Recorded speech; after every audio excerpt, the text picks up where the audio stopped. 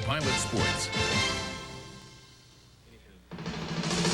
That roadblock that Duke ran into in Atlanta was Georgia Tech, as the Jackets stunned the nation's top-ranked team 1 month ago to the day.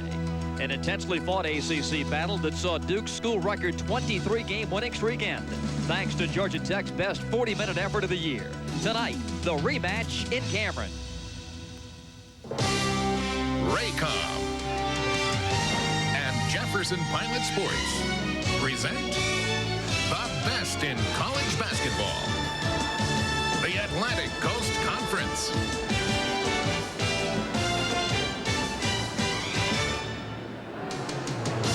Tonight's game is brought to you by Bud Dry, the Jefferson Pilot Life Insurance Company, Pepsi, Nations Bank, Lowe's, Food Lion, U.S. Air, and by Buick.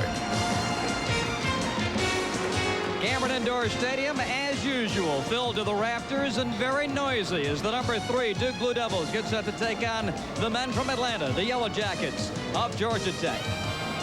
Hi, everybody. I'm Bob Rathman. Welcome to ACC basketball from Durham, North Carolina. Yes, it was on January 10th in Game 1 between these two teams that headlines were made from coast to coast.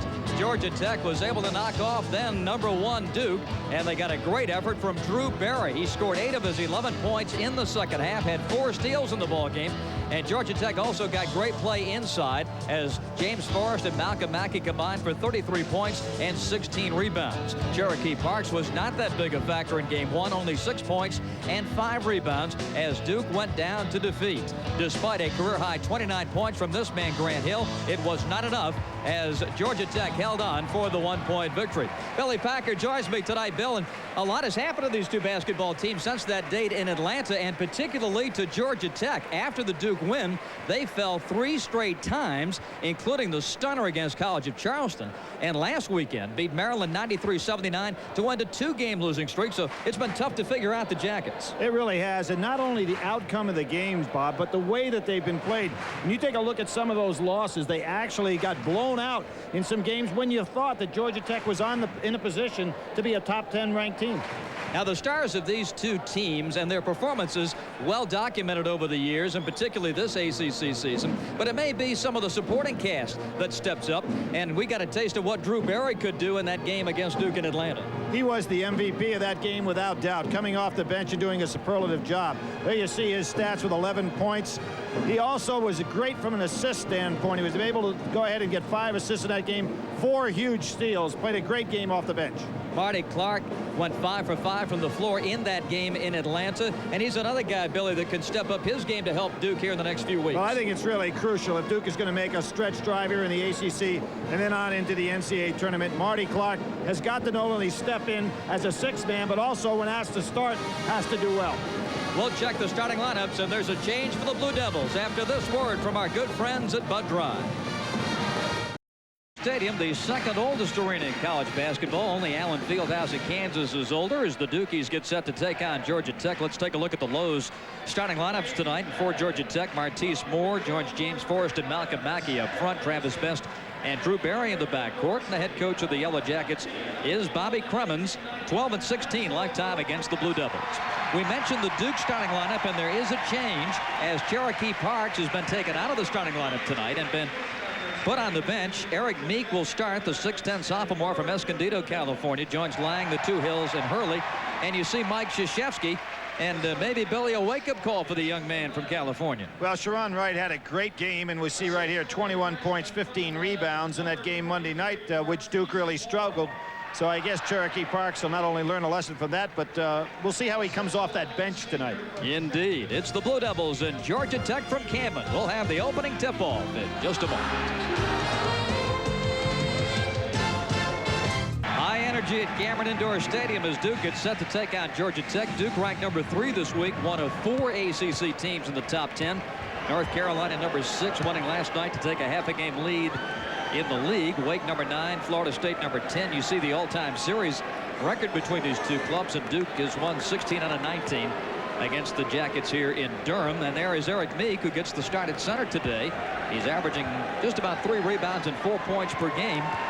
Cherokee Parks coming off the bench. Dick Paparo tosses it high. Georgia Tech wins the opening tip. Great point guard matchup with Travis Best, who's on a roll. Bobby Hurley, who's been that way for 4 years. Drew Barry. And Martise Moore, Grant Hill's on him. Forrest. Off the window. Opens the scoring. Strong move for the 6'8" sophomore. Wait, you know, there's a case where Lang knows he's a left-hander, and obviously Forrest brought that ball back right with his left hand. Lang should have been prepared for that, and his hand back. 2-3 zone starts it for Georgia Tech. And Lang misses, but Grant Hill skies through to score. Tie the game. No block out on the 2-3 zone. Left an open lane for Grant.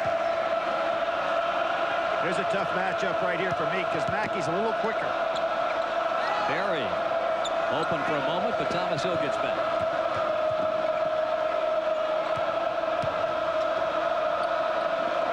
Martise Moore is shut off. He came off the bench in the first game against Duke.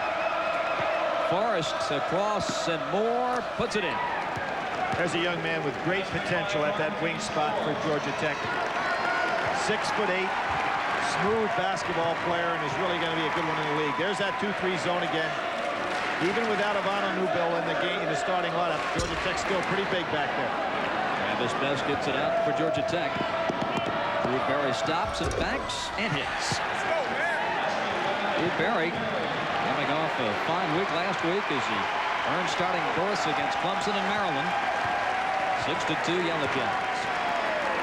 His stats lately from an assist standpoint have been amazing. You know, as good as Travis Best is, even with much less minutes, Barry is right up there with him.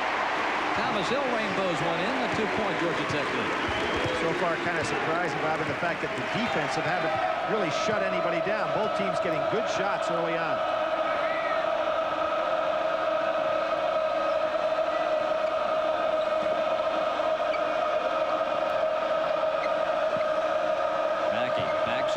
Good double team by Thomas Hill. Nice job by Duke. And Duke is running. Here's Hurley. Thomas Hill. Ties again. That was a great play by Bobby Hurley, although not spectacular. The little extra stop that he put on it created the passing lane so that Hill could come right on through. Another good overplay by Thomas Hill. Barry's really got to move with Thomas Hill on him. He's standing still quite a bit. Hill's just beating him to the spots at this point. Moore trying to get it inside. Oh, some good deep by Lang and Grant Hill, and up ahead to Thomas Hill. Mackey fell asleep. He realized Hill was ahead of him. Instead of busting to catch up, he just kind of glided down the floor. A little lack of hustle on his part.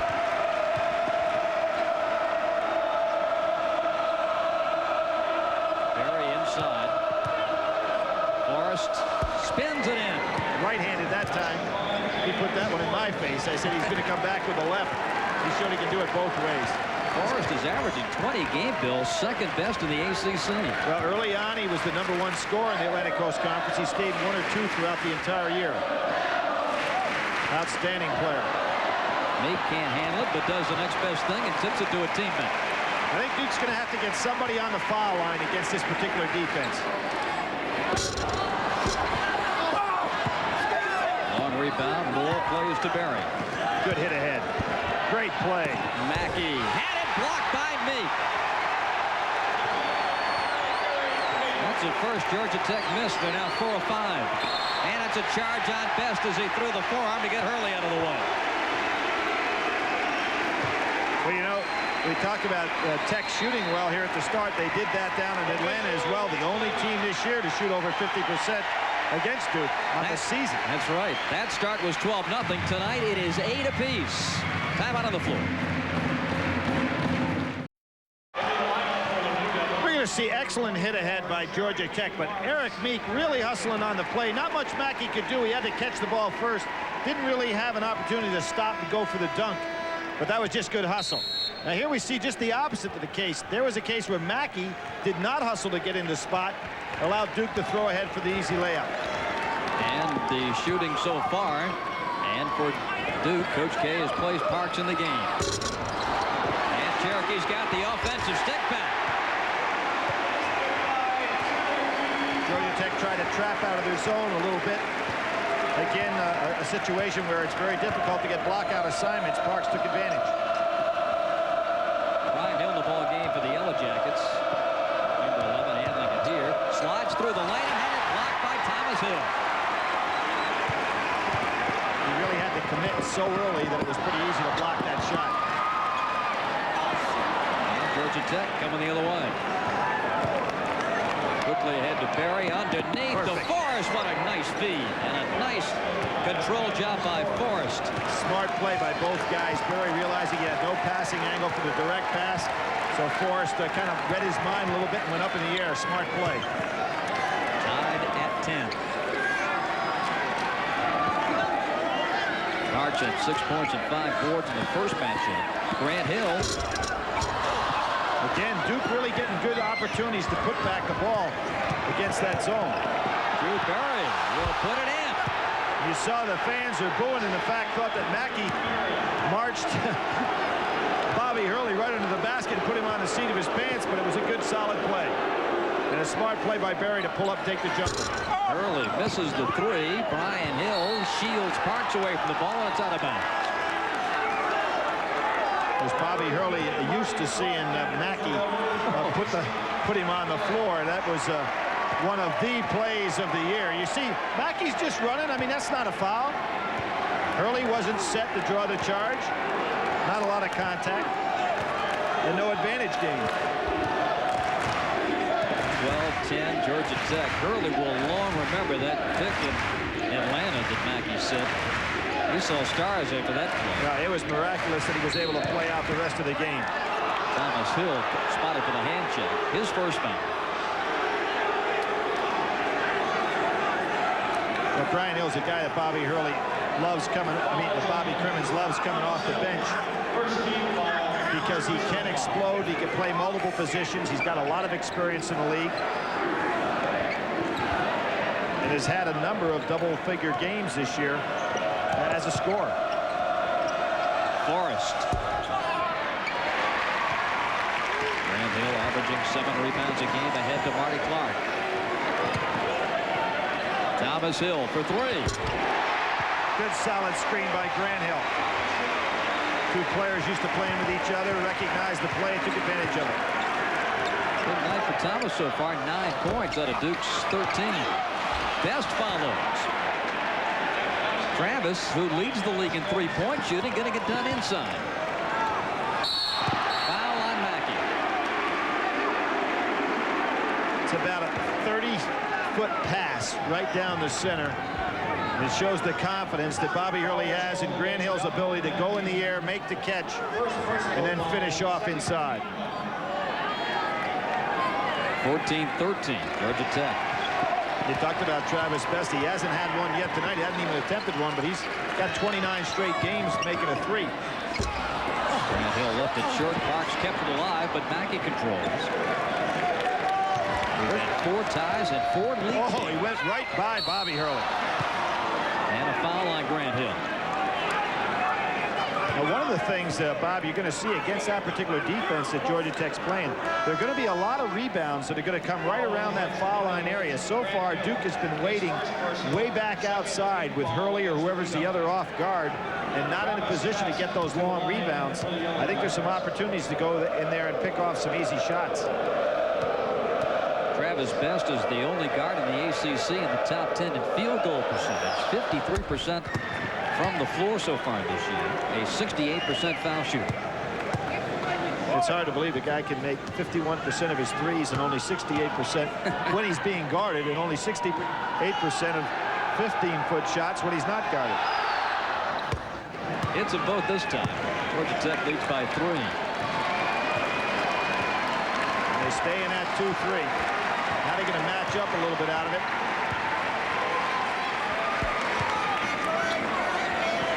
You see they're matching up in that zone. Clark drives around Forrest. Nice. Inside Grant Hill. He'll shoot 2. They went to the weak side quickly and attacked. Excellent ball movement that time with a skip pass by Duke University, and that really give a matchup zone a lot of trouble. There you see Parks going skipping all the way across the court. The touch pass to Grant Hill. Just no way to get over there for James Forrest. His first foul. Number 4, Kenny Blakeney, has come in as Thomas Hill takes a seat. Of course, in the last game, Grant was 13 of 14 from the line, had his career high with 29 against Georgia Tech. First one bangs out. Duke leading the ACC in free throw percentage at 73% and had been over 80% in each of their last 5 games coming into this one.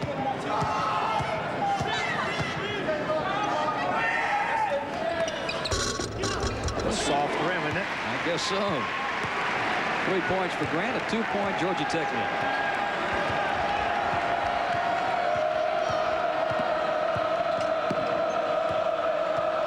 Hurley just trying to contain Best, not trying to steal from him. And that's tough to do, as well as Travis can maneuver that ball with a dribble. Offense. That's on Mackey. As he was banging into Parks, trying to make some room. That's the second foul on Bobby Kremen's center. An easy call right here. Malcolm moves in to get position, unnecessarily throws the elbow, puts a real jolt on Cherokee Parks' neck, and then wonders why he gets the foul. That's his second. That kind of hurts Bobby Kremen's club to have him out of there so quickly. Now Newbill has to do the job. And he has not been getting much production out of Newbill of late. Tech sticking with that zone. 16-14, Yellow Jackets. Parks. Nice hands. Steps taken away, traveling on Parks. But you're right, Bill, that was a great reception. Excellent hands. When you see the ball swung across the court like that, the man that makes the catch either has to be prepared and know before he makes the catch that he's got the wide open shot, or should get ready for the immediate touch pass, because if somebody's on him, that means somebody's going to be open down and low in a hurry. Best hasn't had room to breathe. Hurley fouls him this time. We'll see if Krzyzewski tries to work the official a little bit on that. That's the second hand check foul called against Duke. Timeout on the floor. You can see it. Mike's pleading his case. Now this from our good friends at Bud Dry. Talk about what it takes, at least a part of what it takes to beat Duke. The 5 losses that we're referring to have come after the first national championship, all 5 in the ACC. And then what Georgia Tech did in Atlanta in game 1, they won by a point and shot so well. But Billy, as you know, that's just a part of it. Tonight they're shooting the ball well. But you know as well as anybody, to win in this building, you've got to do it at the defensive end of the floor, too. It certainly is the case. Their zone has been effective so far against Duke University. I think the main reason is Duke really hasn't employed anybody on the foul line yet, and Bobby Hurley has not really gotten into the game offensively. I'd expect him to open up here soon. First daylight of the night for Travis Best, and he buries it. 18-14, Yellow Jackets. Hurley got caught on a good screen. See, Hurley has been kind of quiet, has not taken over the ball, has not tried to penetrate with the dribble. Looks like he's letting the game come completely to him. I think he needs to take over here a little more. Going to give Grant Hill that shot right at the 3-point line area. Parks. Forrest kicks it ahead. Travis Best over to Drew Barry, and he gets the bucket. Foul on Hurley, his second, and Barry gives Georgia Tech a 6-point lead. What do you think Bobby Kremen's feels in a game when he says, now which team is going to show up? I mean, what they have done so far as execution, as far as teamwork, as far as their concentration, has been that of a top 10, 15 team. There are other nights when you wonder, who are these fellas? For Kremen's that has to be with them every day in practice, plus these games, it must be like a nightmare. It has been some frustrating times on the flats for Bobby Kremen, but everything going great for Georgia Tech so far, although Barry misses that foul shot. They lead by 6. 10:55 to go in the first half. Georgia Tech's on an 8-1 run. You see, I was mentioning about Hurley has to get into the game a little more offensively. With that foul, he's now on the bench. So who will take the offensive mantle? Clark will draw. Count it. And a foul. thought that that's what Bobby Hurley could do. The zone is a standing 2-3. A lot of opportunity to put the ball on the floor and dribble right down through the lane. I mean, there's nobody putting pressure on the ball. Clark takes advantage of it. Now, maybe Hurley, sitting on the bench, can see that and start to react. James Forrest picking up his second foul, and Marty Clark trying to polish off a three-point play. Outstanding foul shooter.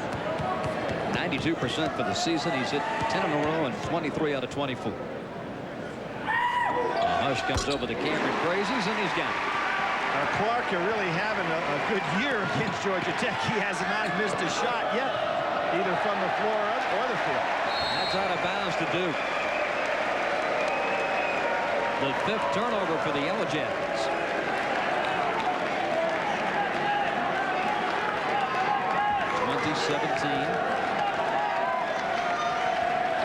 With the exception of that one breakaway basket, Duke hasn't been able to get anything going in transition either. Always a key for the Blue Devils, getting some easy buckets off their defense. You see, there's the matchup of the 2-3 zone. Thomas Hill's open if they can get the ball on the swing. There he is.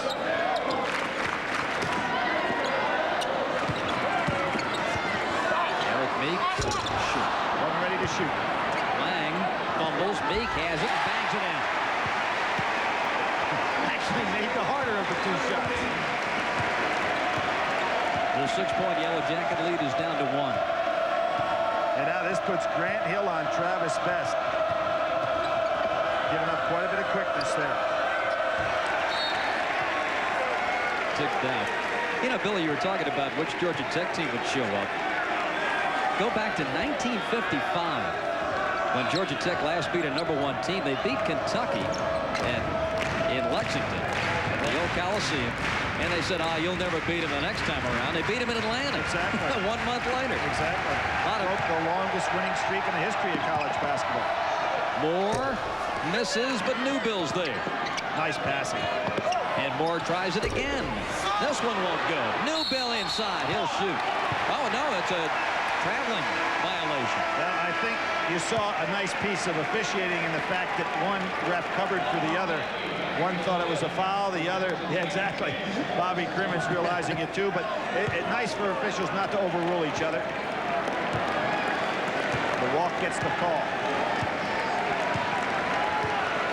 And Grant Hill out at the point, that takes away some of his ability to offensive rebound against this zone, but he can penetrate against it. There he goes. Kicks it out to Marty Clark. Boy, Bobby Crimmins is going to see him in his dreams. Duke by 2 on the Clark three-pointer. Well, Best being very patient, but I think he ought to try to go by Grant Hill with the dribble some. Just test to see if he's quick enough to handle him.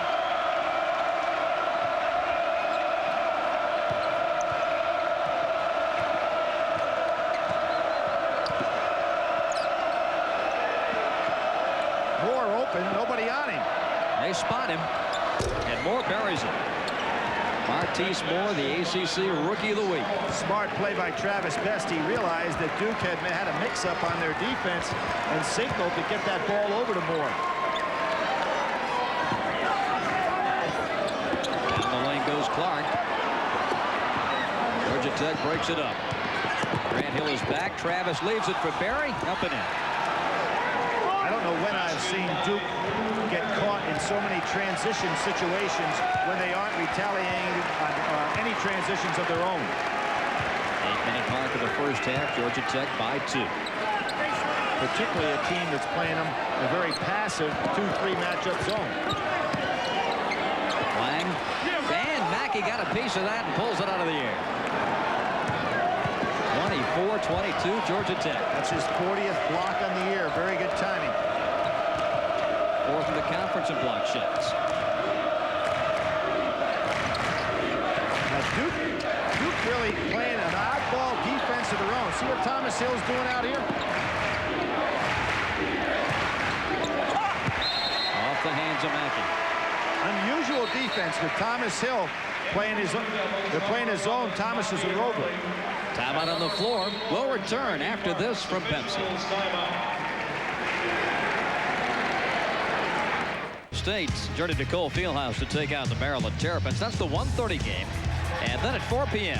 here at Cameron, Coach K, the Devils take on the red-hot Wake Forest Demon Deacons. That's at 4 p.m. And also at 4, the Virginia Cavaliers meet the Clemson Tigers at Clemson. Check your local listings for the game in your region. Well, Wake Forest, some kind of hot at Florida State tonight.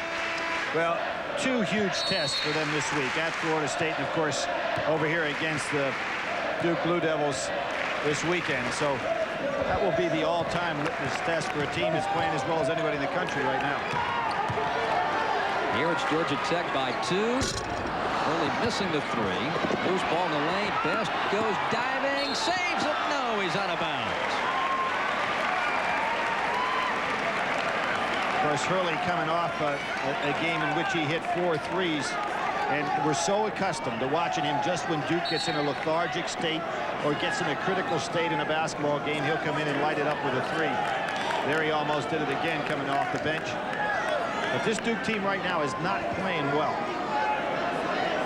They just are not into the flow of their normal game. I'm anxious to see the defense the next time down the floor, because if it had anybody confused, it had me confused as to what in the world Thomas Hill was doing.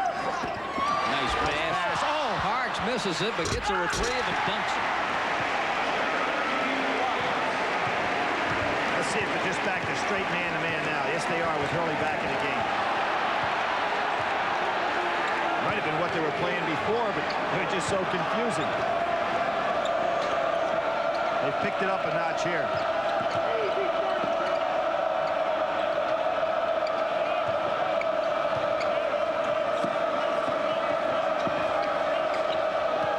Drew Barry. And to Martise Moore. Shot clock at 13. Mackey going to work and spins it in. First bucket for the big fella from Chattanooga tonight. But in fairness to Parks, nobody came down to help out against him, and he really was backed all the way down under the basket.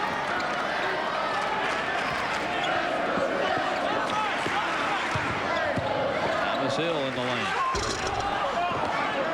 See what's happening right now. You notice how far away from the basket the Duke perimeter people are on those rebound attempts, and they're not even a factor. Georgia Tech just surrounding the basket, and it's one and done every time there's a perimeter shot. Barry. Nice lob. Found his man, and Forrest made him pay. James with 8. Georgia Tech leads by 4.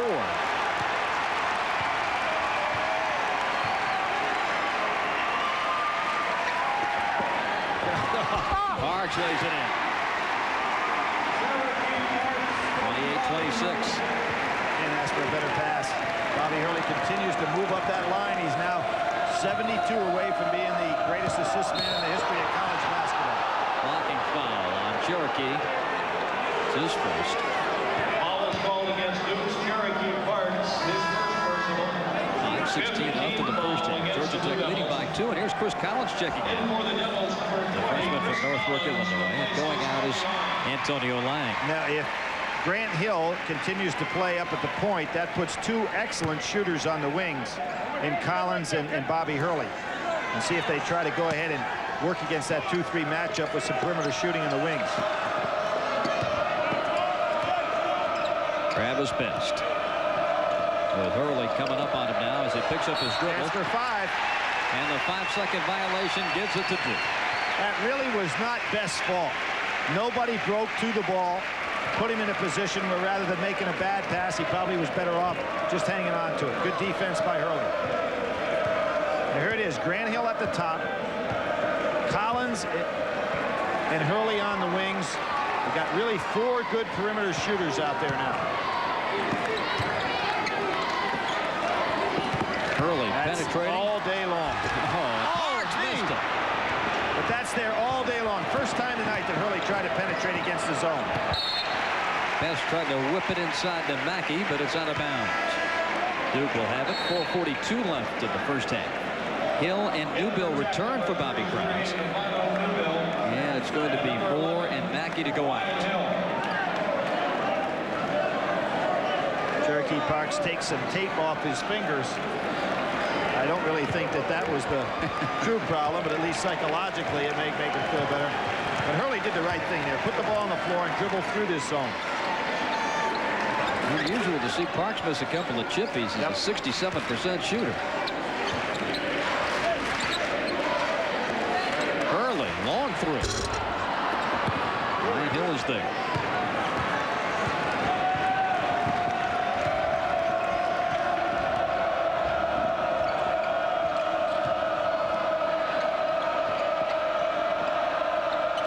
Some real good movement without the ball by Georgia Tech, rubbing off those solid screens inside.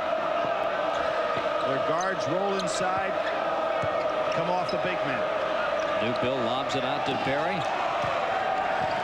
Shot clock not a problem. 15 seconds. Hurley is a problem, and now Best is trying to. Beautiful pass. Great feed, and Hill can't shoot it. Forrest can and scores. Great pass by Best.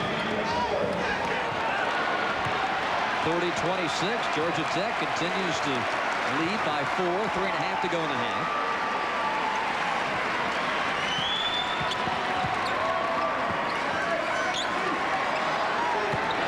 Parks wasn't ready. Right back into the hands of Grant Hill. Duke looks like they just don't have their legs in this game. It's kind of amazing. And there's Collins. We talked about being able to shoot on that wing. But you don't see a lot of real fire in their club tonight. At Notre Dame Saturday, at Clemson Monday. Well, they start playing 2 games a week now, so it's a team that should be rested going down the stretch. Van Newbill with the foul and the turnover. We'll give it to Duke when we come back. 2:51 left in the first half. We'll return after a word from our good friends at Budweiser. Great pass off the dribble right here by Travis Best. Looks one way right off the dribble, fires it on the inside. Good job by Hill, knowing he's going to get the shot block, gets it over to James Forrest, puts it in, his second left-handed inside shot of the night. The point people tonight, Travis Best with 6 points. He's had 3 assists and 3 turnovers. Hurley 3 assists, no turnovers. And no field goals. Bobby Hurley kind of, as I said early on, looks like he was letting the game come to him. Now it looks like he's having one of those nights where the legs just aren't moving as rapidly as normal. He's going to have to put the ball on the floor and force himself to get into a better tempo. Duke can get the lead back with a bucket here. Hurley, there's the penetration. Kick out to Collins. Hill reaches high to get it.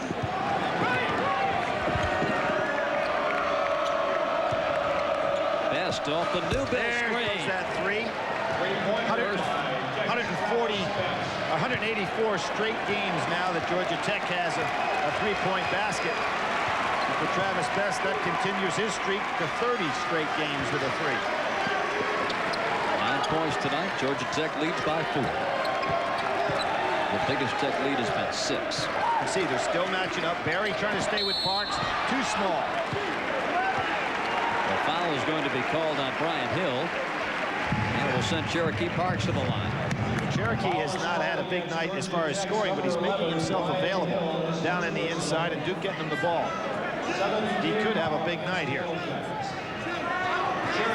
Cherokee, a 68% foul shooter, averaging 11 points per game. Duke continues that unbelievable string where they're now over 100 mades more than the other team shoots. But, you know, we were talking before the game, Bob, one of the stats of Duke's team that really surprised me this year, as successful as they've been, is the fact that they only have 1 more assist than turnovers as a team. Very unusual for a club that's of this caliber. And you figure your point guard has got better than 2 to 1. Exactly. Bobby Hurley sitting there with 153 assists. The team in total only has 337. 33-30, Yellow Jackets. Under 2 to play in the first half from Cameron. Well, they're running their half-court offense well. Really rubbing off their inside men. Georgia Tech has missed only 6 shots tonight in constructing this 3-point lead. And one of the reasons for that is the fact that I think they've been able to run their offense effectively. Duke has not forced them out of their offense at all, so they're getting exactly the shots they want. They've also been very smart in any of their transition opportunities, getting the ball to the open man. 16 fouls on Duke, so Georgia Tech plays it out of bounds.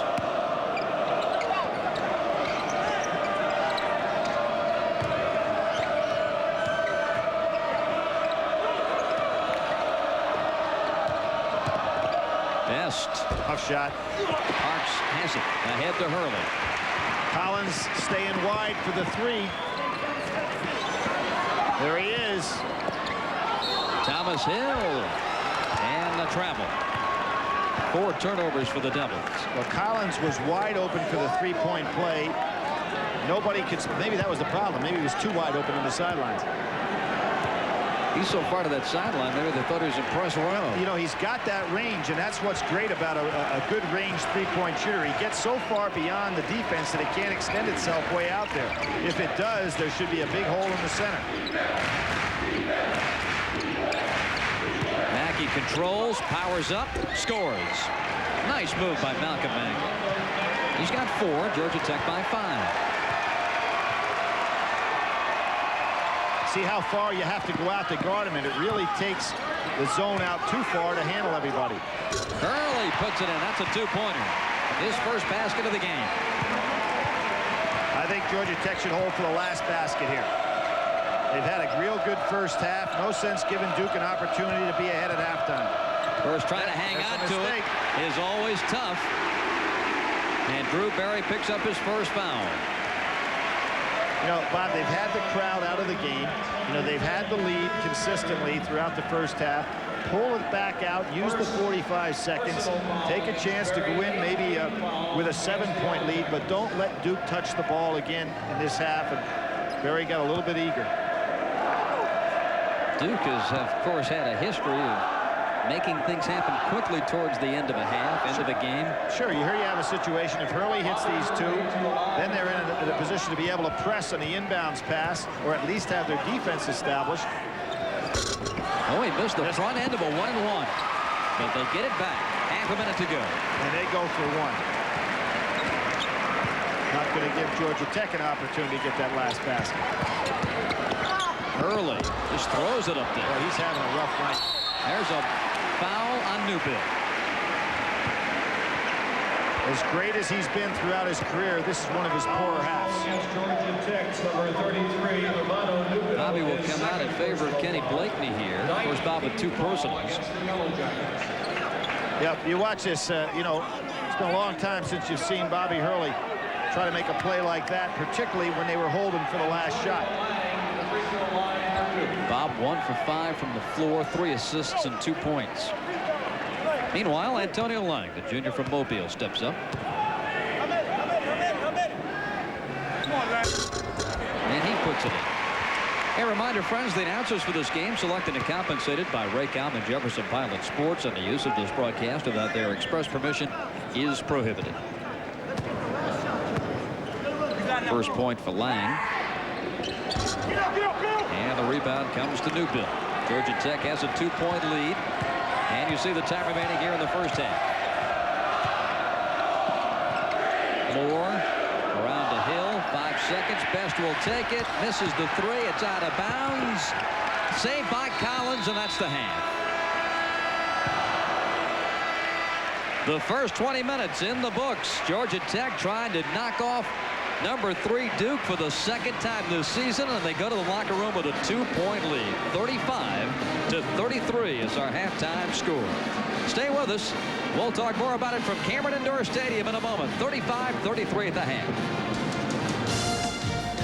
Tonight's ACC action is brought to you by Pepsi, Gillette, Buick, Food Lion, and by the Jefferson Pilot Life Insurance Company. To Cameron Indoor Stadium, everybody. Bob Rathbun, Billy Packer. 35-33 at the half. Georgia Tech leading Duke by a deuce. And well, let's take a look at those ACC standings. Carolina winning at Maryland last night to take a half-a-game lead over Florida State. In the preseason, We felt it was going to be Carolina, Florida State, and Duke, but surprising, Wake Forest has been the team that's jumped into the upper echelon. Well, throughout the course of the year, Bob, Virginia had its nice run in that upper echelon and still holding in there nicely at 5-4, as did Georgia Tech. So with the exception of NC State and Maryland, really, and Maryland's somewhat of a surprise down at that other end, hoping that they could get, I'm sure they hope they could get in the middle of the pack this year, but extremely young club, trying to balance with some veterans there, has not been able to get it done. One other game in the league tonight with Wake Forest playing at Florida State. It's halftime at Cameron, 35-33, Georgia Tech by 2. And we will return after these messages from Georgia Tech and Duke University. I'm never satisfied with being second best in anything. I want Georgia Tech to be the premier technological university in the next century. And that means we have to have the premier student body. For more than 100 years, Georgia Tech has enjoyed a flow of talent through this institution that is unprecedented. No other university has ever had the opportunity that Georgia Tech has over the next 5 or 6 years. From the preservation of our forests to the conservation of the plants and animals that inhabit them, environmental issues have a long history at Duke University. For decades, Duke students and researchers have worked in an outstanding academic climate to answer some of the world's most urgent problems, like the destruction of tropical plants used for medicine or adapting to the damage caused by ozone and acid rain. Finding answers for the future, Duke University. This message presented by the Atlantic Coast Conference. Georgia Tech 35 and Duke 33. Stay tuned for the Nations Bank Players of the Game Award. Nations Bank will contribute $1,000 to the Atlantic Coast Conference to be distributed among their member institutions under a conference-approved plan. That's the Nations Bank Players of the Game to be awarded near the end of our broadcast. Coming up next week, more ACC action, and we draw your attention to these games because there have been some time changes. Clemson in North Carolina. Billy and I will be over at the Dean Dome for the Tar Heels and the Tigers. That's a 7 p.m. game on Wednesday. And then Thursday night, also at 7 p.m. This is a time change, too. The Duke Blue Devils will look for a bit of revenge as they take on the Cavaliers of UVA up in Charlottesville. Both of those games at 7 p.m. This week's Nationwide Scholar athlete is Barden Moffitt from the University of North Carolina. Barden is a senior philosophy major with a 3.6 grade point average and a recent inductee into Phi Beta Kappa at UNC. Barden helped lead the Tar Heel lacrosse team to their 5th consecutive ACC championship in 1992. Congratulations to Barden Moffitt. At the break at Cameron Indoor Stadium with Georgia Tech holding a 2-point lead over Duke. And we'll be back after this word from our good friends at Budweiser. Budweiser's scoreboard. One other ACC matchup tonight that gets underway at the hour. Wake Forest and Florida State. Arkansas trying to knock off Kentucky tonight in the first half. They've reached the break in Baton Rouge with LSU leading by 3. Also tonight, just underway at Vandy, South Carolina leads Tennessee. In the first half, Michigan up 3 over Wisconsin in Ann Arbor. Michigan rated number 4 this week. Miami leading Boston College by a point down in Florida tonight. Surprising Marquette against Cincinnati. That's all even in the first half of play at Cincinnati. Atlantic Coast Conference basketball on the Raycom and Jefferson Pilot Sports Network will continue after these messages from your local ACC station.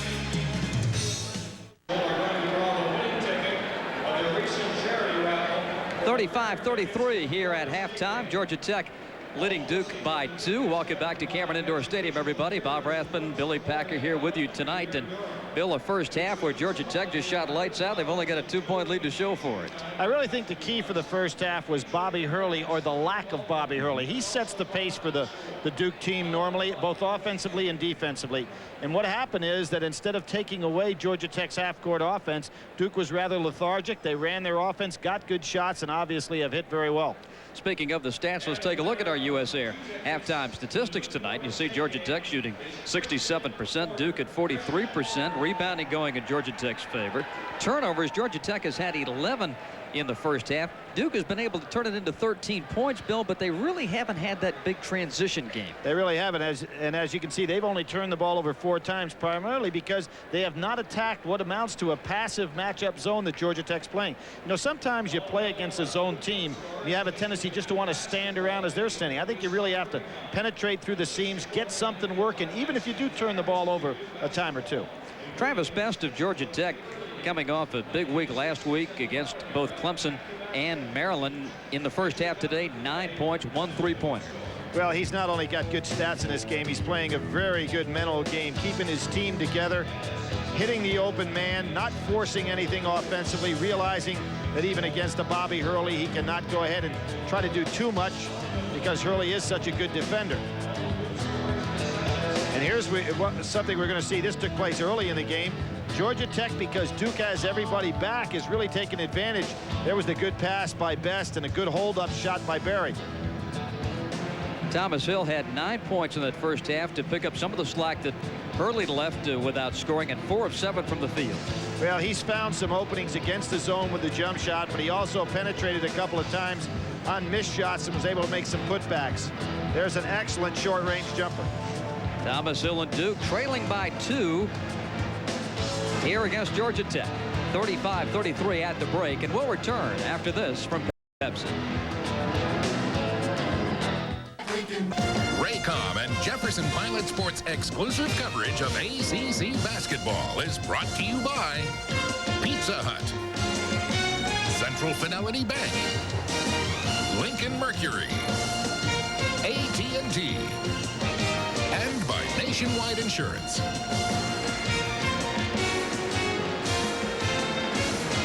From the rafters at Cameron, 35-33. The Jackets lead Duke by 3. Billy, here's a Georgia Tech club. They've got 12 victories. This is their remaining schedule. 5 of their last 8 are against top 20 teams. Well, Georgia Tech has played a very tough schedule throughout the course of this year. So I would say that, if they can break even here the rest of the way, they should find themselves certainly in a position for the NCAA tournament.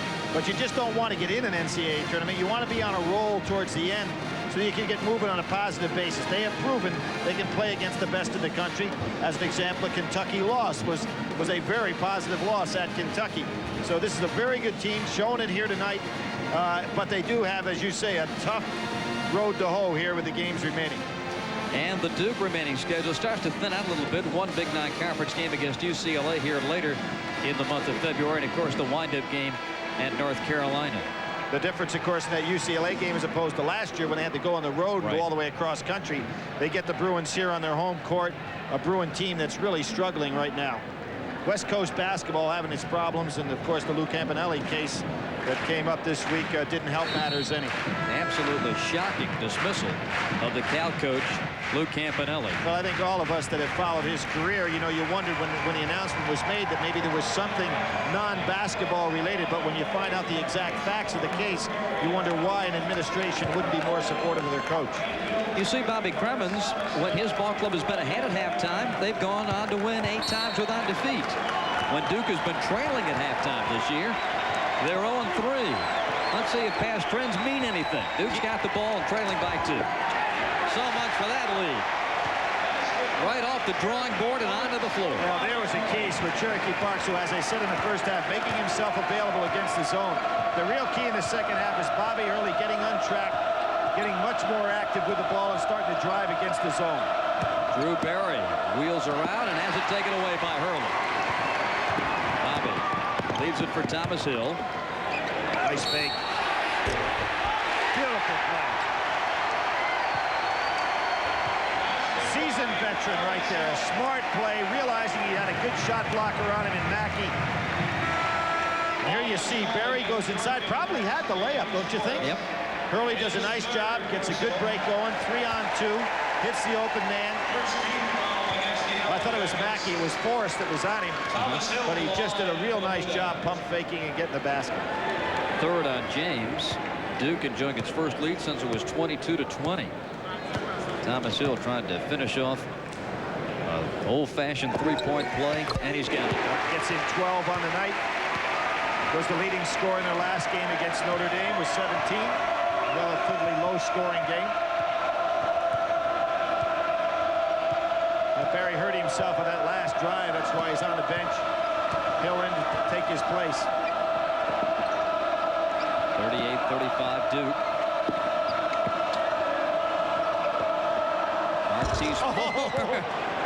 It almost seemed like he planned that one. I mean, it was such a line drive shot. And an interception. Throws it away. And Moore at the other end gets it right back, leaves it from Mackey. No, I don't think so. I don't think that was a walk. I don't know if he had control of the ball. Well, let's see. Let's see it. No, I think that was a good play. Yep. I think that was a good play. Unusual looking play, but I don't think it was a walk. Here's that 2-3 zone again. Matching up. And Mackey and Grant Hill crashing into Mackey draws the foul. I don't agree with that one either. Mackey came underneath him. Mike Krzyzewski can't believe it either. I don't believe that call. There you see Mackey ran right into him and created the contact. Hill was moving to the basket. Second foul on Grant. 38-37 Duke. And look at the intricate cutting around the stationary solid screens on the inside, really freeing up good shots for Georgia Tech. Forrest still in there with 3, misses. Duke is running. Nice passing. Lang and Thomas play catch, and Antonio's there to finish it off. As the ball was rotated across the court, it really created a problem for the defense. Good passing by Duke. 3-point Duke lead.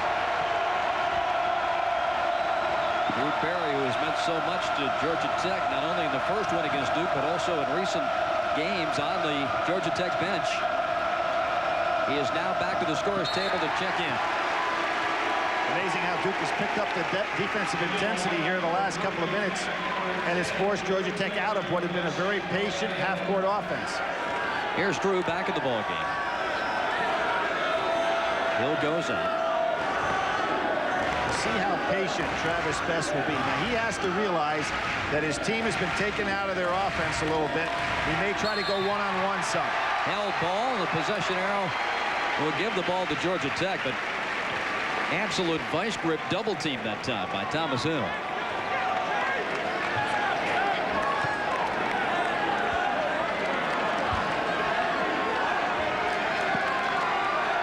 Duke on the year holding teams to 41%. Here comes Best. Duke has really turned it up a notch. Yep, they really have. Hill to Hurley. And a block on Best.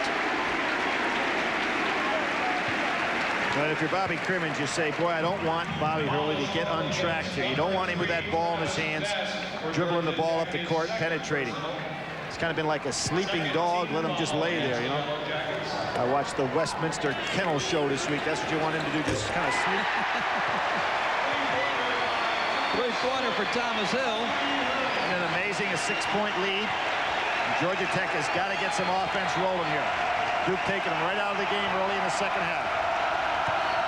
Mackey strong to the bucket, had it blocked by Lang. Best leaves it short. Travis again up around Parks and scores. Thomas Hill from Hurley. And Martise Moore with the personal. That last shot by Best is the kind of shot a guy who made 81 in high school can put up against a 6'10" player, you know. A guy that can score like that will figure out a way to get it in the basket. Here's that last flurry. Good job by Lang on the block. There's Travis, gets inside, misses the easy one.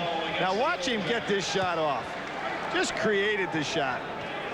Travis will have a chance to play a game back at Springfield next season, the Hall of Fame game against the Michigan Wolverines. A homecoming for the Massachusetts sophomore. Young man who was obviously a multiple-time player of the year in the state of Massachusetts, as was his father. The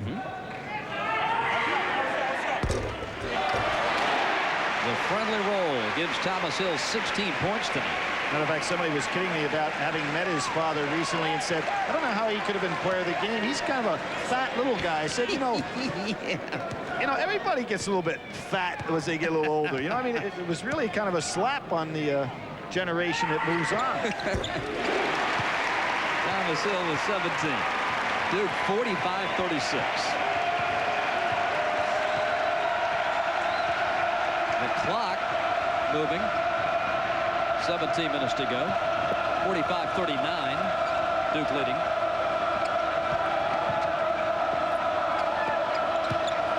And this run has gotten the crowd back into the game. Much different than in the first half where they kind of put him to sleep.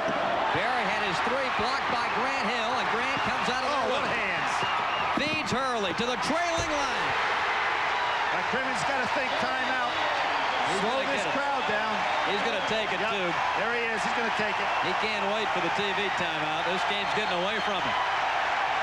16-23. They're going nuts at Cameron. Duke 47, Georgia Tech 39. We'll be back after a word from our good friends at Budweiser. The Pizza Hut delivery of the game, and boy, just a tremendous effort here for Grant Hill. He'll block the shot. Well, first he double team, blocked the shot, then makes a multiple steal here. Takes it, recognizes the pass. Bobby Hurley lays it back. Antonio Lang delivers it with plenty extra cheese, huh? And Bill, a transition basket, something Duke really wasn't generating in the first half. Exactly. They weren't doing anything defensively to create that type of tempo that they've come out with in the second half. Basically, have done it all with the defense. Moving those feet, taking Georgia Tech out of that half-court defense, half-court offense. There's Tech another one. Shot 67% in the first half. Grant Hill had it knocked out of his hands, but Martise Moore fouled him. Moore did a good job just getting back for the foul because Grant Hill had a good opportunity to put that one away in a dunk. Great anticipation by Hill. Number 23, Martise Moore. Always plays within himself. Fourth team foul against A cerebral player with incredible talent, you know? And really starting to use and bring all that talent to the fore. He had been a little reluctant to take over a ball game, but no more. Grant Hill. Well, you know, the Georgia Tech game, which we mentioned played previously in Atlanta this year, was really the first time, and of course it's his all-time high as a scorer, but the first time I've really seen him kind of take over a game, say, guys, you know, get on my back, as Christian Laettner used to do for this club. And as Hurley has done on multiple occasions. Grant with 5. Picked up 1-2, 1-1 full court pressure. Duke's biggest lead, 10. Best right down the middle, and Forrest couldn't get it. Best thought he was fouled, but in any case, good defense by Duke getting back. The pass too low for Mackey, who was on the run. Now you've got a team that's played a basic zone the entire game. This plays right into Duke's hands now that Duke has the lead. I wonder when Georgia Tech's going to come out and try to play him a little man-to-man. Grant Hill softly to the bucket. I think they've got to change their defense now because Duke has adjusted to it. They're penetrating against a 2-3 matchup. They've got to do something else as this game starts to get away from them, down 12. Perry for 3. Couldn't get it. Parks does. Nice block out. Duke's running. They got the numbers. Hurley leaves it for Hill. Excellent no call by the official. Best trying to draw the charge. 53-39. Thomas Hill with a big night cooking, 19.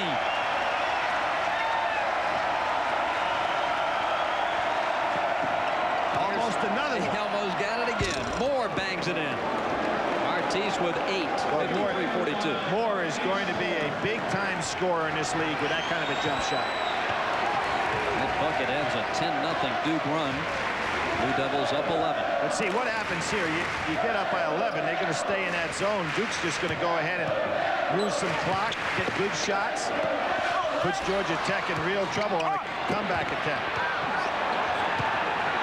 Georgia Tech's able to clear it. Oh, what a move.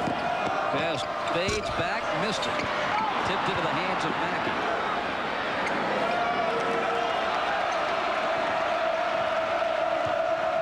Travis has scored 11, only 1 3-pointer in the ballgame. Boy, Grant Hill's looking to pick off every pass that's thrown towards his man. Forrest. Putting it D. Antonio Lang jumped right out on the switch.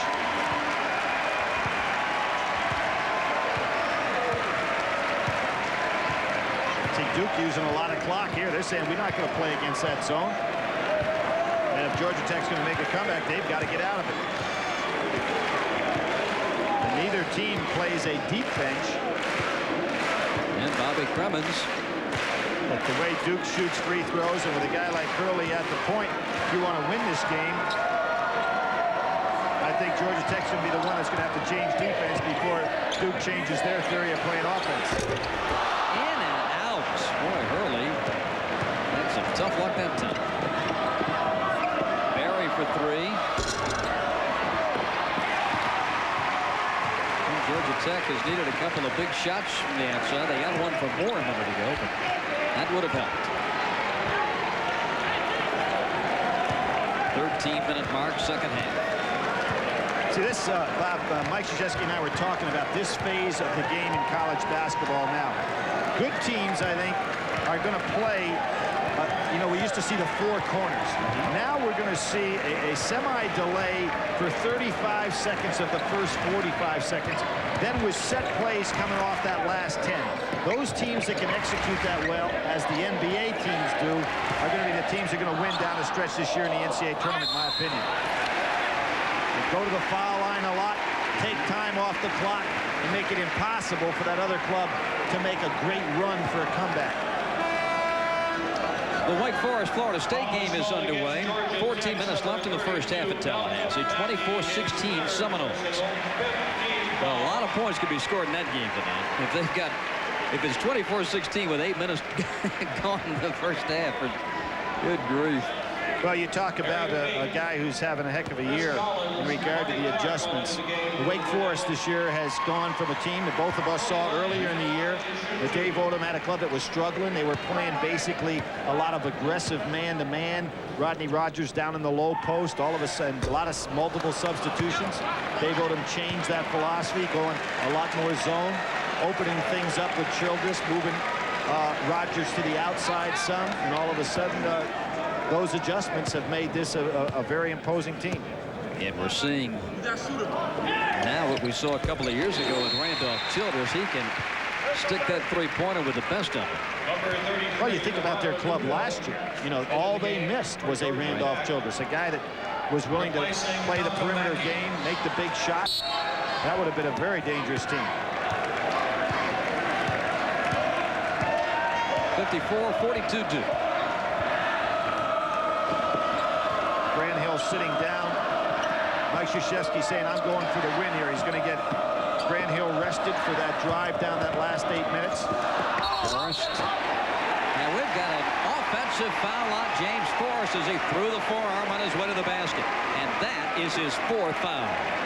Well, solid D by Lang. Forrest using that great upper body strength. And you see that he went, what happened? Lang went for the left-handed block. And Forrest did move him out of the way with his own left hand. So James comes out. Mackey right back in for Georgia Tech. 12-11 left in the second half. Chris Collins in the game, so what are you going to expect to see? Sit on the ball for a while, look for him down the corner with a jumper. Oh, he didn't take it. Clark on the cut, and that's a travel.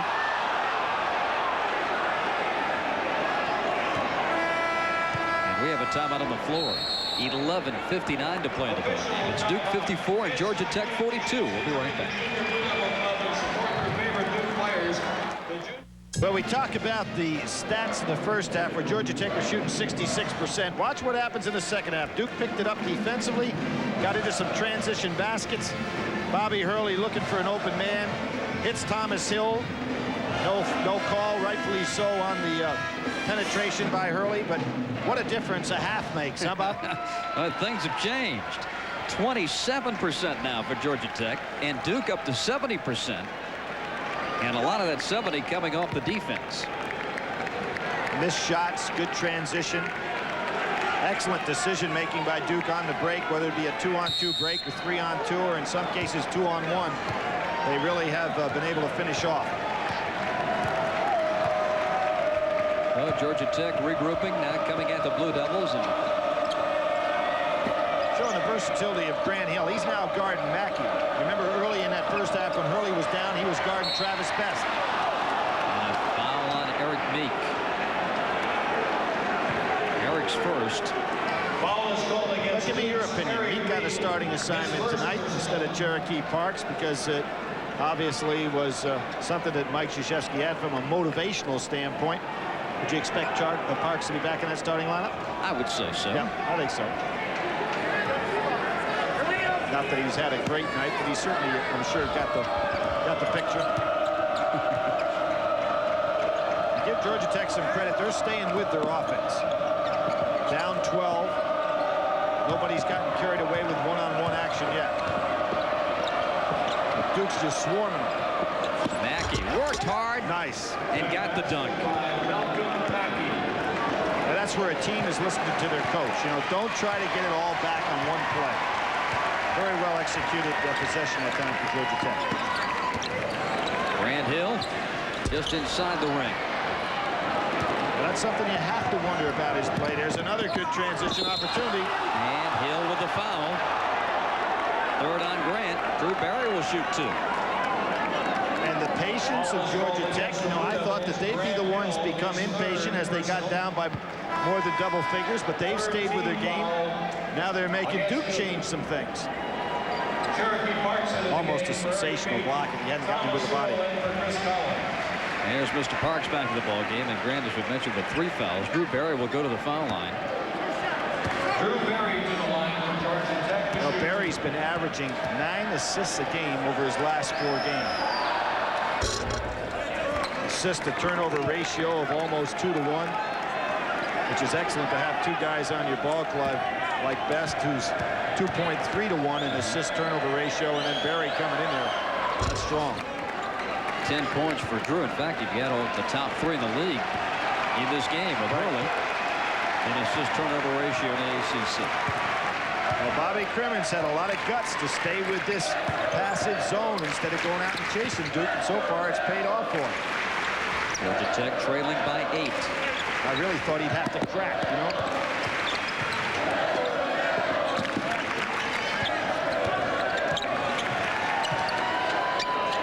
Thomas Hill. Grant Hill. Good grief. Barry wondering, where did he come from? Duke had gone 4 minutes without a field goal.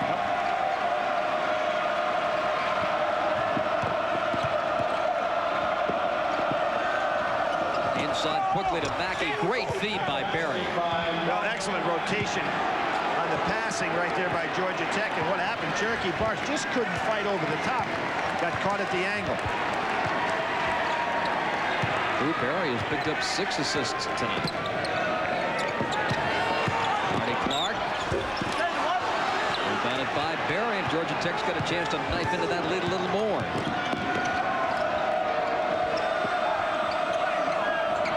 And a takeaway by Thomas Hill.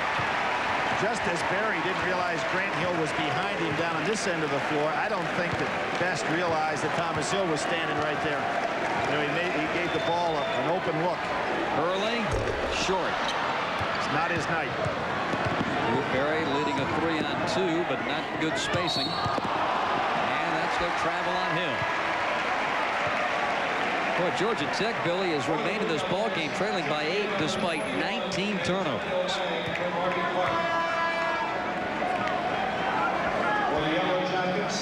You know, you look at Bobby Hurley tonight, and it just seems like he's playing on some tired legs. You notice the elevation on that last jump shot? Almost like a guy suffering from the flu or something. He's just not sharp, just not exploding.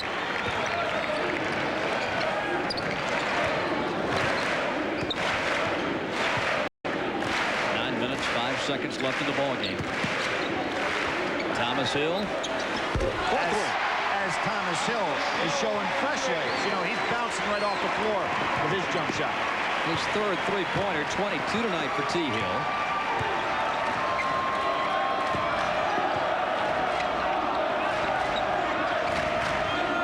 Ryan Hill will take a three-pointer, and he hits it.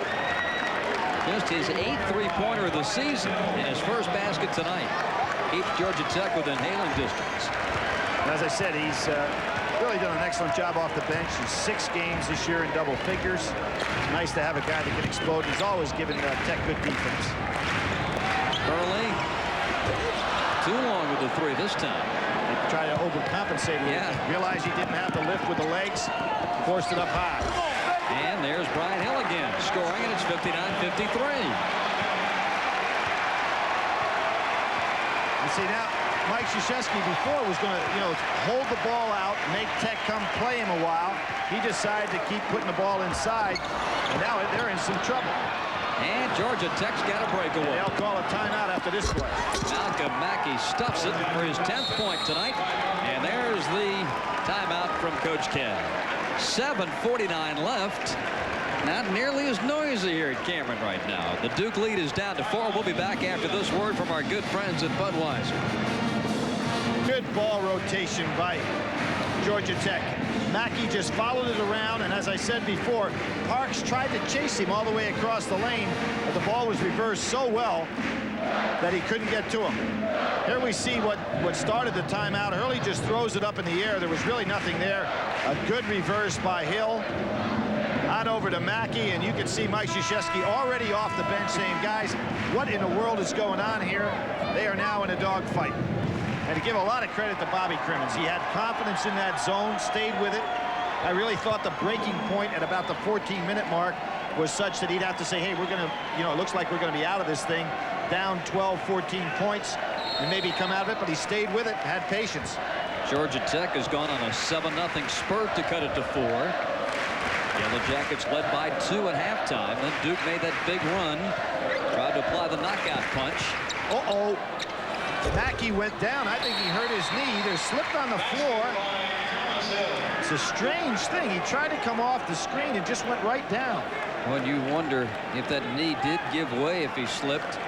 Take another look at it as Thomas Hill got open for the shot. I just saw him go down. I think, yeah, knee on knee.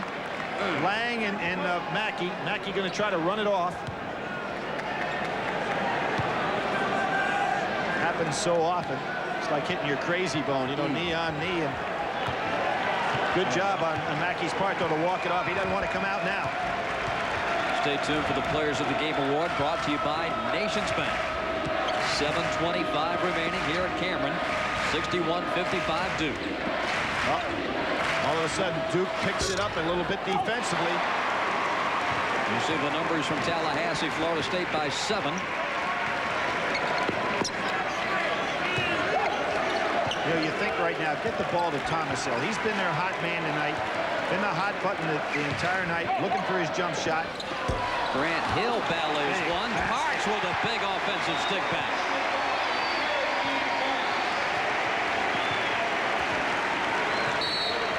Timeout, Georgia Tech. Bobby Crimmins saw his team close within 4, but a Duke spurt has pushed it back to 8. And he's going to talk about it. 6:49 to play in the ball game. Duke 63, Tech 55. Pepsi game summary. Georgia Tech, despite the 19 miscues, trailing by 8. Drew Barry with double-figure points and 6 assists tonight. The Blue Devils have scored 25 points off those 19 Georgia Tech turnovers, and as Billy has pointed out, a big night tonight for Thomas Hill. 24 points. That's 1 away from his season high, which he set in Maui against LSU when he scored 25. Bobby Crimmins, this moments ago, in the huddle with his Yellow Jackets, and at the other end of the floor, Mike Krzyzewski talking to his Duke Blue Devils. Well, remember that turnover that Duke had that led to an easy basket by Georgia Tech. Krzyzewski immediately called the timeout. His team picked it up defensively right after that. And since that time, they've been able to extend that lead back a little bit. Nice ebb and flow here. Both coaches recognizing, in the case of Bobby Crimmins, wanting to keep his team within striking distance. In the case of Mike Krzyzewski, wanting his team to pick up defensive intensity.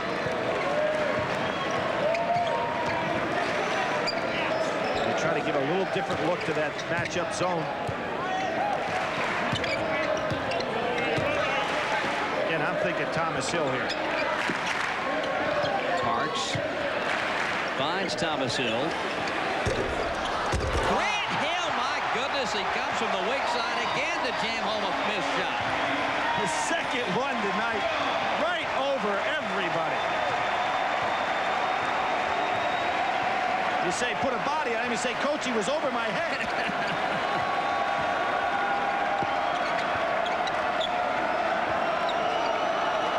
Another key possession for the Yellow Jackets. They need points. 5:35 to go in the game. Mackey. Nice. Well, I really love Georgia Tech's patience tonight. Even though they're behind in this game, they have not gotten out of what the coach wanted them to do.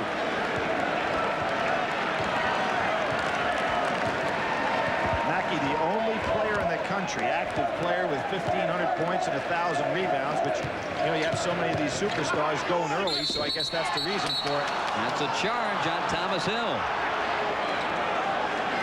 It'll be his third. Surprised Duke is not starting to take more time off the clock. Force Georgia Tech to come chase him a little bit. You're talking about Malcolm Mackey, Bill. He leads the ACC in rebounding at 10.7. I think back to the days of Dickie Hemrick, who averaged 17 rebounds a game in his Wake Forest career, and his senior year had 19 rebounds per game. If somebody had it, a different sport. just a bit. Here's a travel on Hill. Can you imagine if a college player came along today and averaged 19 rebounds a game, they'd bronze him and send him to Springfield. You know, it's kind of funny when you think of those type of... Walter Duke says, of course, the NCAA record back in the early 50s for Seton Hall, but then it changed the type of rebounding you have now and the techniques for rebounding, and also the lane got wider. Now you have the Dennis Rodman types in the NBA level that just crash the boards and get those same kind of stats that they had with the old big-time centers. Well, here's Duke pulling it out, and Georgia Tech is now... See, down 8. Sooner or later, Bobby Crimmins will have to abandon the zone. I thought it was going to be a long time ago, but he had more patience than I did. And Malcolm Mackey picks up his third foul. James Forrest with 4. What's the fourth on Mackey? Now we understand. 4 personals on Malcolm. And then you have Mackey with 4, Forrest with 4. Duke against Clemson the other night, 27 of 32 on the line. So this is a team that can bury you with ease. It's a far cry, this Duke free throw shooting from that Oklahoma game when they missed 11 straight free throws. That just seems hard to believe. Yep. In their own gym. Yeah. Yeah. Antonio with 7. You know, the other thing, I think about, we talked about Hurley from the get-go tonight. He's averaging right about 35 minutes a game. Duke has played in a very aggressive schedule, averaging almost 3 games a week up to this point in the season. Now they're going to slow down to 2 games a week, give him an opportunity to get his legs back. Georgia Tech's got 3 guys that are averaging right at 35 minutes a game with Best and Forrest and Mackey. Of course, that has been a Bobby Crimmins trade. He's never gone very deep. Well, he follows his mentor, Frank McGuire's system, that you play 5, 6 guys on a squad. And you can't argue with the results. Nope. 5-second violation. Second time tonight. Nobody coming to meet the ball. Georgia Tech has lost its last 5 games in this building. Now, see, you have a situation now, 4 minutes to go. Well, Mackey upset with a 5-second call, but one thing he could have done instead of burying himself down the low post is come out and meet it. 4 minutes to go. Now, under 4 minutes to go, you got a 10-point lead. You start becoming a mathematician here. If they don't come out to get you, and now Bobby Crimmins decided it's time to do it. Because everybody can add, you can take 45 seconds off each time. You're up by 10, it's just about over. Early pretty good at running off that clock, but not allowing a guy to get a 5-second count on him. With a little penetration and pull back. Thomas Hill. Perfect. Beautiful night. 26 for Thomas, a season high. Matches his career high. And more importantly, they took off about 30 seconds on the clock. And Georgia Tech will use its final timeout. Duke beginning to pull away, leading Georgia Tech by 12 with 3:14 left. We'll return after this from the Atlantic Coast Conference. Believing in yourself is the basic underlying theme of winning anything. And from there, you start to pick up on hard work and determination. I swim long events, and there's a really direct relationship between the amount of work that you put into it and what you get out of it. It's probably in swimming one of the most direct relationships of any sport. When you put in the work, be it in the classroom, be it in the pool, you can't be denied what you deserve.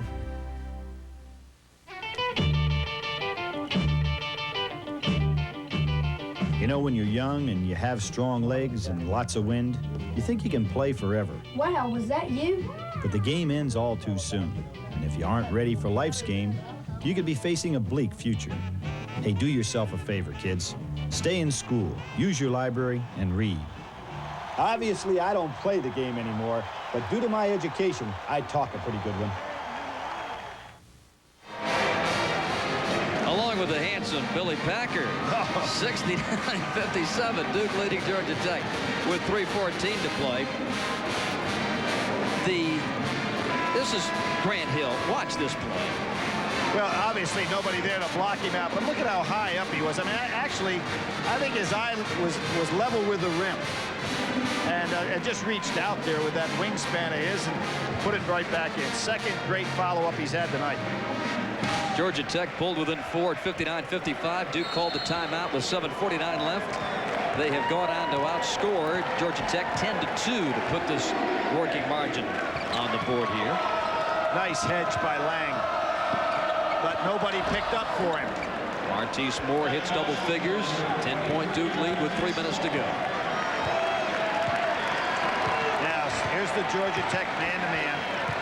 Travis Best kind of complained to the referee at that timeout, wondering why there was no 5-second call when he was guarding Hurley. And the reason for it is Hurley penetrates just enough to take the 5-second count off. Now watch. Here it starts. Now watch. Bobby will back him off. See, backs him off, so he's no longer within 6 feet, regular guarding position. 5-second counts off. And you see Dick Paparo with his arms Yep. outstretched, indicating there's no count. He's not close enough to start the count. Tough shot. And Lang got lucky. He looks over at Grant Hill and said, there's an impersonation. 71-59. Now Georgia Tech has to start putting the shots up. They got to be thinking 3 here. Down 12.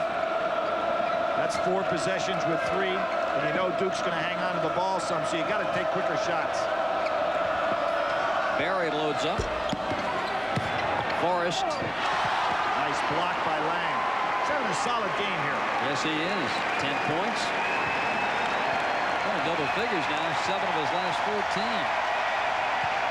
And it does no good at all for Best to be guarding Hurley close if Moore doesn't move up on Grant Hill.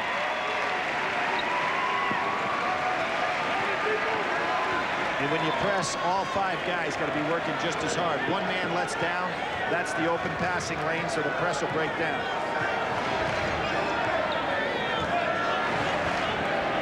See, all 5 got to be right on their man. Take a chance if a guy beats you one-on-one. It's not going to make any difference anyway. Parks.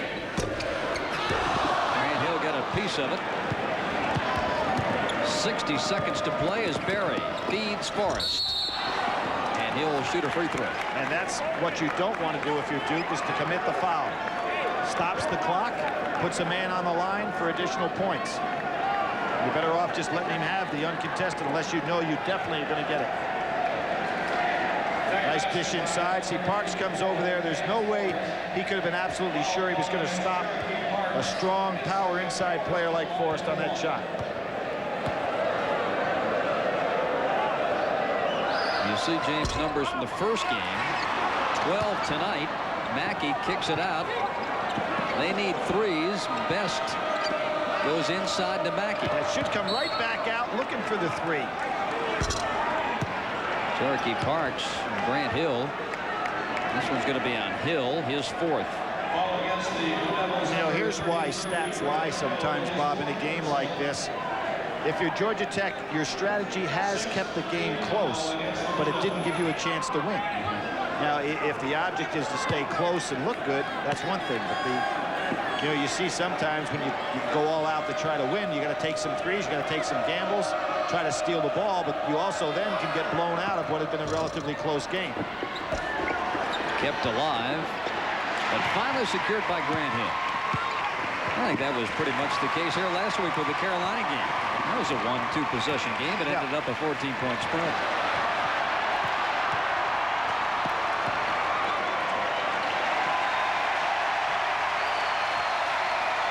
(71-61) Duke. And also, I think that it makes no sense just to go out and foul, in this case, put Duke on the line, because you're not going to win the game. So Georgia Tech, after knocking off Duke in Atlanta by 1, on the short end tonight, Duke wins its 6th in a row. They'll go to 19-3 and 7-3 in the ACC. Georgia Tech now 12-7 and 5-5 in the ACC. Well, you think so much, Bob, of what could have been. You know, like the Wake Forest losing to Florida State in a tight game, Virginia beating Florida State in a tight game up there. You know, you look around the country. Indiana, look at how many tight games they've won in their league, including, of course, last night's outstanding game with Penn State. 73-61. Travis Best rolls it in for his 13th point, and that'll do it. A 10-point victory for the Blue Devils tonight.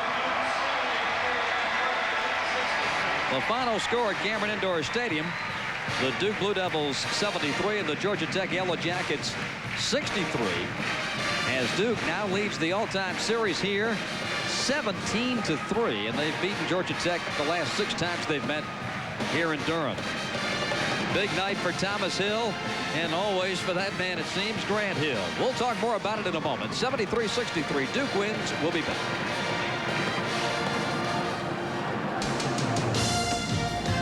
Tonight's ACC action has been brought to you by Nations Bank, U.S. Air, Pepsi, Budweiser, and by Nationwide Insurance. This is a hard-fought game. Yeah, it was an unbelievably tough game. I thought our defense in the second half was terrific. Tony Lang and Cherokee Parks really played their big men a lot better, and we made good decisions. We found out where Thomas Hill was on the court and got him the ball. And Thomas hit many big buckets today. At the end of the clock, I thought we got worn down a little bit. That's why we tried to give our kids a little bit of a rest. And then at the end of the clock, Thomas came up with some great buckets, and we got some big offensive rebounds. It was a hard-earned win over a very talented Georgia Tech team.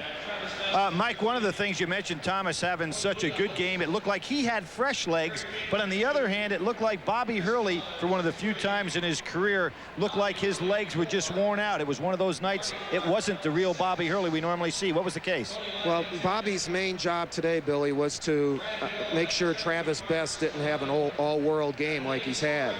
And so he was not only playing defense on the ball, he was following Best everywhere. And I think by the time he's coming down the court, you know, he wasn't as fresh.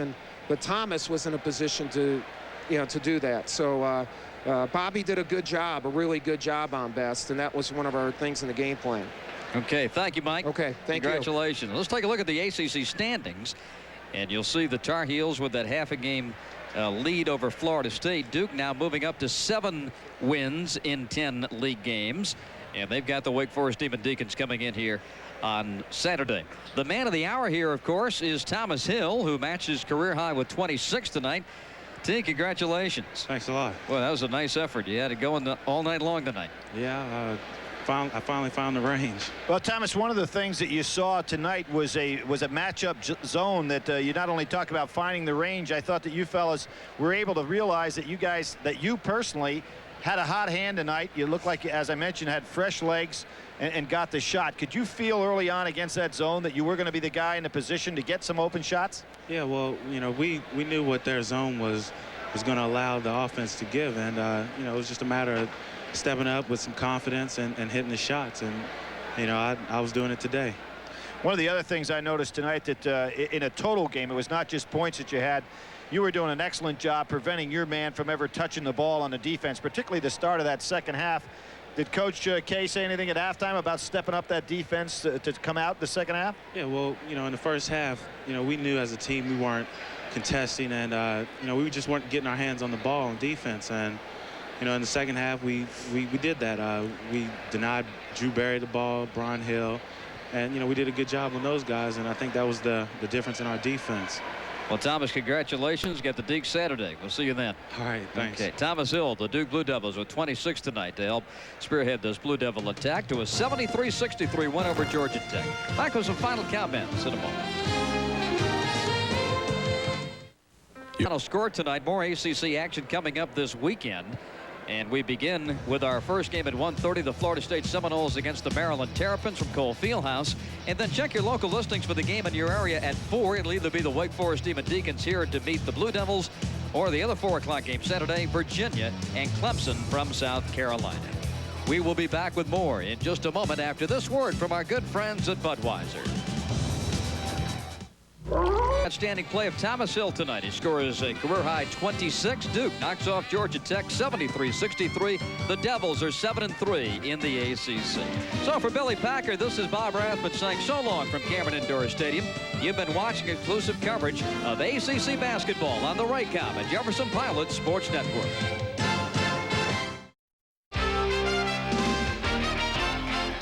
Hello, everybody. Tom Suter, 530 Sports Headlines. Duke taking on Georgia Tech last night with the Blue Devils avenging one of its 3 defeats this season, beating the Jackets 73-63. The win puts the Devils at 19-3 overall, 7-3 in the ACC. And hopefully we just continue to play more and realize that, hey, when we play defense, we think about defense going into a game. Beating Georgia Tech. Now, Duke's been playing its 3rd game in 5 days. Sluggish at the beginning, but came on strong in the second half. Devils happy to win, but say, hey, we got to start better. We need to start playing a little more efficient in the first half of ball games and start getting leads on teams early. We've done a great job in the second half of a lot of games and taking it at teams and building leads, but we need to start doing that in the first half. Okay, Blue Devils hosting Wake Forest on Saturday. It's a key matchup for both.